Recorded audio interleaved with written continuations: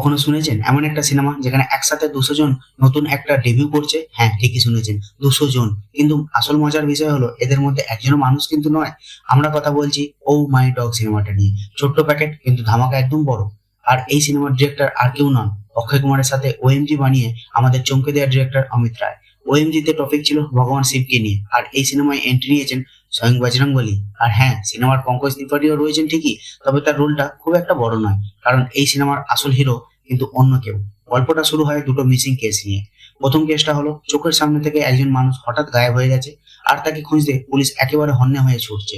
কিন্তু দ্বিতীয় কেসটা হলো আরো বেশি ইমোশনাল। একটা ছোট্ট বাচ্চার সব থেকে কাছের বন্ধু তার নিজের পোষা কুকুরটা হঠাৎ একদিন হারিয়ে গেছে, আর সেই বাচ্চা পণ করে বসেছে যে কোনো মূল্যে তার ফ্যামিলি মেম্বারকে সে খুঁজে বার করবেই। কিন্তু এইখানেই গল্পে আসে আসল টুইস্ট। এই গল্পের সব থেকে বড় ভিলেনও কিন্তু পুলিশ, আবার সব থেকে বড় সুপার হিরো হলো পুলিশ। মানে ব্যাপারটা হলো মারবো আমরাই, আবার বাঁচাবো আমরা। এবার আপনারা ভাবতে পারেন এটা হয়তো একটা হালকা ফানি সিনেমা অথবা বাচ্চাদের জন্য একটা টাইম পাস কমেডি, কিন্তু একদমই তা নয়। কারণ সিনেমাটা বেশ সিরিয়াস এবং একটা ড্রামা যেখানে ধোঁকা, ইমোশনাল আর ক্রাইম সবকিছুর একটা সুন্দর মিশেল তৈরি হয়ে রয়েছে।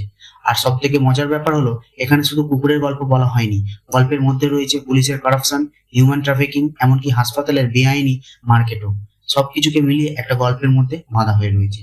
আর মহাভারতের গল্পও শুরু হয়েছিল কুকুর দিয়ে, আবার শেষও হয়েছিল কুকুরের একটা বিশাল বড় ভূমিকা নিয়ে। সেই দিক থেকে দেখলে এই সিনেমাটা কিন্তু শুধু একটা কুকুরের গল্প নয়, বরং এর পেছনে আরো অনেক কিছু রয়েছে যা এই সিনেমাটার মধ্যে দেখতে পাবেন। এবার আসি সিনেমার সব থেকে মজার অংশে। আমার মতে শুরু আর ক্লাইম্যাক্সের থেকেও বেশি ইন্টারেস্টিং হলো সিনেমার মাঝের পুরো জার্নিটা। বিশেষ করে বাচ্চাদের বুদ্ধি দেখে আপনার যেমন হাসি পাবে, তেমন অনেক জায়গায় আপনি অবাকও হবেন। কারণ বাচ্চারা যে মাথায় এত বুদ্ধি রাখতে পারে সেটা এই সিনেমায় বেশ ভালোভাবেই দেখিয়েছে। আর আমাদের দেশের অডিয়েন্সের একটা দ্বিমুখী নীতি আছে, সেটাও কিন্তু এখানে বলতেই হয়। হলিউডে যখন কোনো পশু পাখিকে নিয়ে সিনেমা তৈরি হয় তখন আমরা বলি অস্কার দেওয়া উচিত, কিন্তু আমাদের দেশে যখন রিয়েল অ্যাক্টরদেরকে নিয়ে এত সুন্দর একটা সাসপেন্স থ্রিলার তৈরি হয় তখন সেটাকে ক্রেডিট দেওয়ার লোক খুব কম থাকে। আর বিশ্বাস করুন, 2026 সালের অন্যতম সেরা ফ্যামিলি সিনেমা এক্সপিরিয়েন্স হতে পারে এই সিনেমাটা। 8 থেকে 80 বছর বয়স, সব বয়সের মানুষই এই গল্পের সাথে নিজেকে কানেক্ট করতে পারবে। বিশেষ করে একটা দৃশ্য আমার বেশ ভালো লেগেছে। রাতের বেলায় রাস্তার কুকুরগুলো যখন একসাথে জোরে ডাকাডাকি করে, সেই শব্দের পিছনে কতটা কান্না আর কতটা কষ্ট লুকিয়ে থাকে সেটা সিনেমায় খুব সুন্দরভাবে দেখানো হয়েছে। সত্যি বলছি, পাথর মনের মানুষের চোখেও সেই দৃশ্য দেখে হয়তো জল চলে আসতে পারে। তবে সিনেমাটা একেবারে পারফেক্ট নয়, পঙ্কজ ত্রিপাঠীর রোলটা বেশ ছোট, তাই তাকে নিয়ে খুব বেশি আশা করলে একটু হতাশ হতে পারেন। আর সিনেমার ইনভেস্টিগেশন পার্টও খুব বেশি জটিল নয়। গল্পটাকে যদি আরেকটু টাইট করা হতো, আর কিছু জায়গায় যদি আরেকটু হিউমার যোগ করা হতো, তাহলে সিনেমাটা অন্য লেভেলে চলে যেত। তবুও সবকিছু মিলিয়ে আমার তরফ থেকে এই সিনেমাটা 3.5 আউট অফ 5। একদম neat and clean, positive intention বানানো একটা ফিল গুড সিনেমা। পুরো পরিবারকে একসাথে নিয়ে দেখার মতো সিনেমা।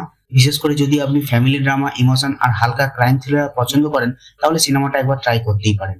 বলিউডের এই সৎ চেষ্টার জন্য একটা হাততালি অবশ্যই প্রাপ্য। তো আপনারা সিনেমাটা যদি দেখে থাকেন তাহলে অবশ্যই জানাবেন আপনাদের কেমন লেগেছে। আর যদি আমার ভিডিওটা ভালো লাগে তাহলে লাইক আর শেয়ার করতে একদম ভুলবেন না।